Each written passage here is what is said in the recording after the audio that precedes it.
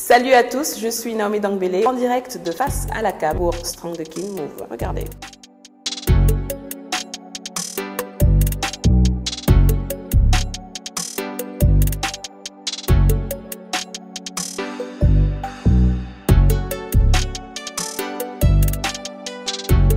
Bonjour Strong the King Move, merci de me recevoir sur votre talk show, votre émission. Je suis donc Naomi Dangbele, passionnée de communication, passionnée d'amour, passionnée de l'humain, passionnée de spiritualité. C'est un peu comme ça que je me présente.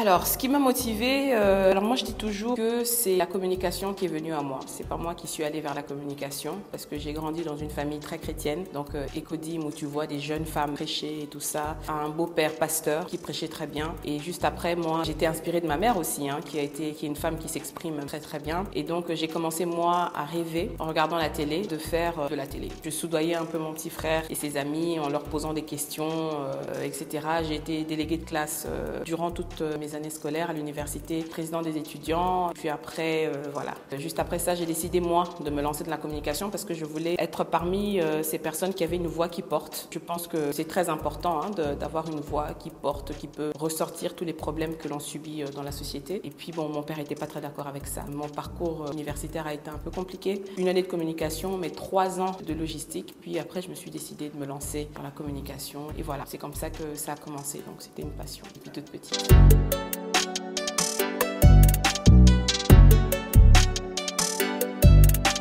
C'est vrai que j'ai subi beaucoup de difficultés durant ma carrière, dans mon parcours. Beaucoup de jalousie, beaucoup de personnes qui ne croyaient pas forcément en la personne que je suis, être une femme dans la communication, tout ça. Mais je dirais la plus grosse difficulté, je l'ai subie au début de cette année, c'est le décès de mon père. Ça m'a freinée par rapport au projet que j'avais cette année. Vous pouvez vous imaginer que tu annonces déjà que tu vas faire quelque chose et puis il y a toutes les personnes qui te connaissent et qui croient en toi, qui viennent vers toi pour te dire mais comment? Quand est-ce que tu vas lancer? Quand est-ce que sans vraiment comprendre ce que tu subis? Écoutez, c'est dur, c'est douloureux, mais je dirais pas que j'ai surmonté, je dirais que je suis en train de surmonter. Et voilà, donc je dirais que c'est la plus grande difficulté que moi j'ai subie, c'est la mort de mon père et essayer de dealer avec toutes les activités que j'avais autour pour me relancer. Mais l'année prochaine, on est de retour.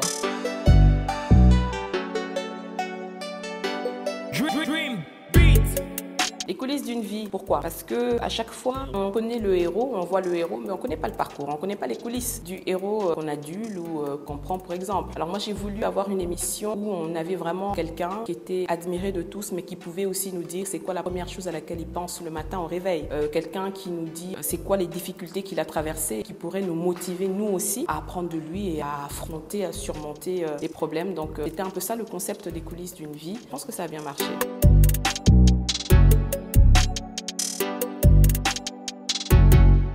Dans les coulisses d'une vie, les sujets que j'ai abordés sont multiples. C'est plusieurs sujets, tout type de sujets. Mais j'ai vraiment voulu aborder tous les sujets tabous. Une femme battue, une femme qui excelle dans le monde entrepreneurial, mais qui n'a pas réussi sa vie amoureuse. Des jeunes filles violées, des grands docteurs qui ont découvert des virus, mais qui nous disent qu'ils ont commencé l'école à 8 ans. Donc alors c'était vraiment ressortir un peu tout ce côté-là inspirationnel pour que les gens qui, eux, traversent des moments difficiles ne se disent pas qu'est-ce qu'on fait, mais plutôt qu'ils se disent si eux, ils ont réussi, nous aussi, on peut le faire. Voilà.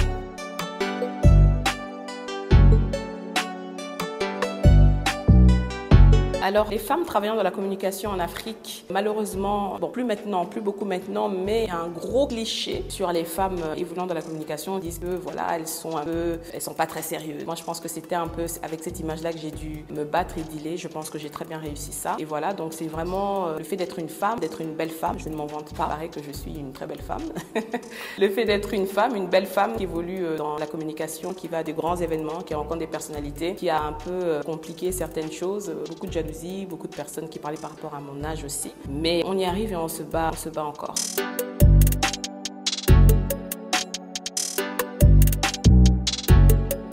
Je pense déjà qu'on est tous humains. Humains, on est tous hommes avec grand H. Je ne suis pas du tout féministe, mais je pense que la première chose que les femmes doivent mettre en avant, c'est leur cerveau, leur intelligence et leur savoir-faire. Dès lors où tu maîtrises ton sujet, tu maîtrises ton secteur d'activité, je pense que rien ne peut t'arrêter. Je pense que rien ne peut arrêter une femme qui sait ce qu'elle veut, qui sait ce qu'elle ne veut pas, qui sait où elle va. Dès l'instant où on sait ce qu'on vaut, on sait ce qu'on veut, je pense qu'on peut arriver à de grandes choses. Il faut aussi de l'audace pour arriver à s'asseoir parmi les grands et à dire exactement qui on est et ce qu'on veut, et ce pourquoi on est là. Dès l'instant où on maîtrise son secteur d'activité, je pense qu'aujourd'hui, la femme ne doit plus se limiter au genre. La femme, c'est la femme, l'homme, c'est l'homme, mais seulement quand on parle du domaine professionnel, je pense qu'on peut tous aujourd'hui faire la même chose.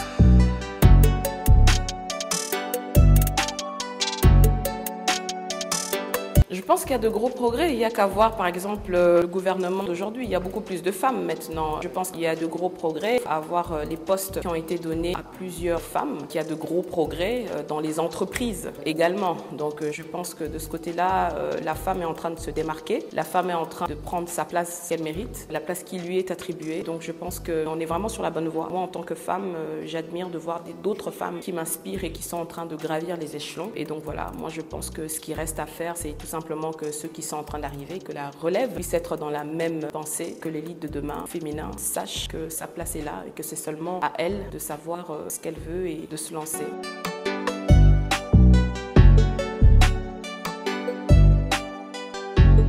Mon plus grand projet futur, je dirais que ce serait d'impacter. Ce serait d'impacter ma génération, ce serait d'impacter la génération qui arrive. Ce serait que dans les salles de classe, plus tard, dans 50 ans, on parle de Naomi Dangbele aussi, comme on parlerait de Kim Pavita. Ce serait vraiment de relever ou de soulever des femmes, des hommes aussi, pas seulement des femmes et des hommes qui croient en eux, qui croient en leur potentiel et qui savent exactement où ils vont et qui se battent pour atteindre leurs rêves. Je dirais que c'est ça, mon plus grand rêve. Après, les projets, il y en a beaucoup, mais vous savez, je n'en parlerai pas ici. Très bientôt, vous serez au courant de ce qui est en train d'arriver. Mais c'est du lourd.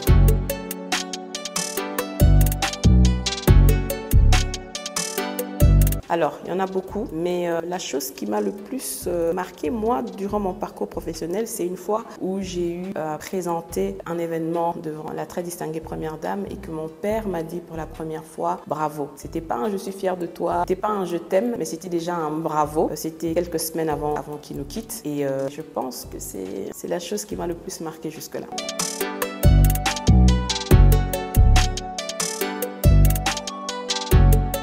Déjà, je les remercie. C'est une grosse pression, c'est une très grosse pression d'avoir des personnes qui vous admirent, que vous inspirez. C'est une grosse pression parce que après tout, on est tous humains. On a tous des veines et du sang rouge, deux jambes, deux bras. On traverse tous des fois les mêmes situations. Et c'est une grosse pression de sortir un peu du lot et d'avoir des personnes qui nous admirent. Déjà, je dis merci pour ça. Et le message que je pourrais leur donner, je pense qu'ils le connaissent déjà. Je pense que je leur dirais qu'avec la foi, la persévérance, la détermination et le travail, on y arrive toujours. Personne ne peut arrêter une personne qui a tous ces atouts-là et tous ces outils en main pour arriver à atteindre son objectif.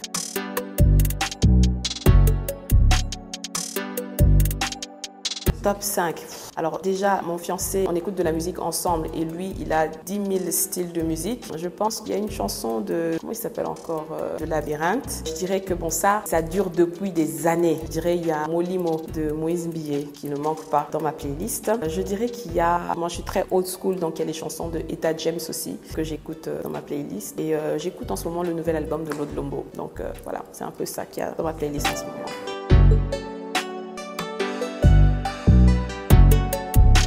Merci Strong de Kid Move d'être venu vers moi, de m'avoir cherché, d'avoir voulu en savoir un peu plus sur ma personne. Je vous remercie infiniment. Vous êtes une page très suivie, dont je fais aussi de la publicité. Donc merci à vous de nous tenir informés toujours sur l'actualité et continuer ce que vous faites. Merci à vous de m'avoir suivi également. J'espère que les réponses ont été bonnes et que vous avez pu être édifiés par ça. Merci.